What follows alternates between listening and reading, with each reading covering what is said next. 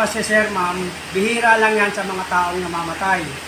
Ang ibig sabihin ng green bone, hanggang sa huling sandali ng tao, ang isip na pa rin ng mga mahal na sa buhay. Goodwill, good luck bone kung tawagin ang green bone. Kaya ko po pinapapicturean sa inyo para ipagbigay alam nyo rin sa mga kakilala at kaibigan.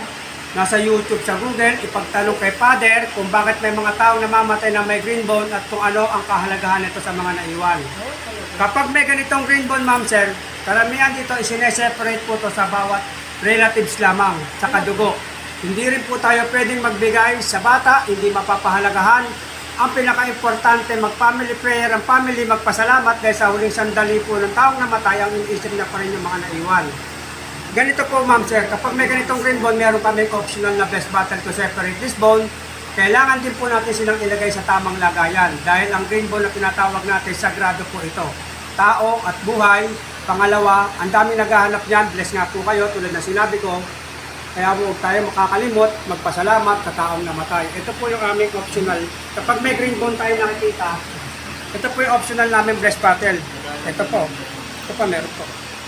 Ito po yung optional namin sir ma'am na breast battle. Karamihan nilalagay ang green bone sa bag, sa altar, at kung merong negosyo, mas maganda sa negosyo. Sa Chinese tradition, kung tawagin nila yan is goodwill, good luck bone, blessing, Yan yung swerte. sinasabi ng mga Chinese. Ito po, 300 is per battle, optional lang kapag may green bone tayo nakikita. Ang green bone nakikita yan kapag tapos ang cremation, nilililis yung buto, tinatanggal natin sir yung hindi parte ng katawan ng tao, katulad ng naiwan ng mga damit o may mga bakal, kailangan natin linisin. Kapag may green bone, sineseparate to present sa family. 300 is per battle, huwag na huwag magbibigay sa ibang tao at sa bata. 5 minutes to grind, tapos na po tayo. May green bone po. Ayan po. Marami akong hahanapin natin. Ito, separate, 5 minutes to grind, tapos na po ang ating cremation. Hindi po pwede naman yung picture para ipagtanong sa ibang tao. Uy, magaling magkakaroon mo. Igagrind. Lahat yan sir, igagrind na gagawin yung ano. Ito po, igagrind natin ng 5 minutes. Ito po, sineseparate green bone. Yan.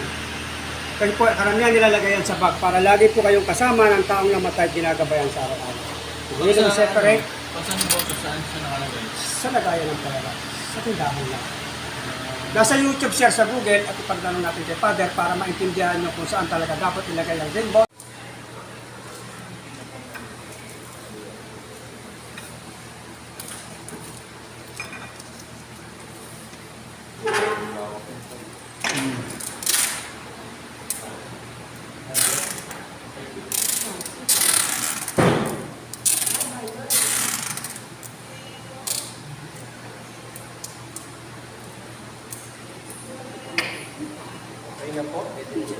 Okay na sir. Okay na po. Okay na pa. Thank you.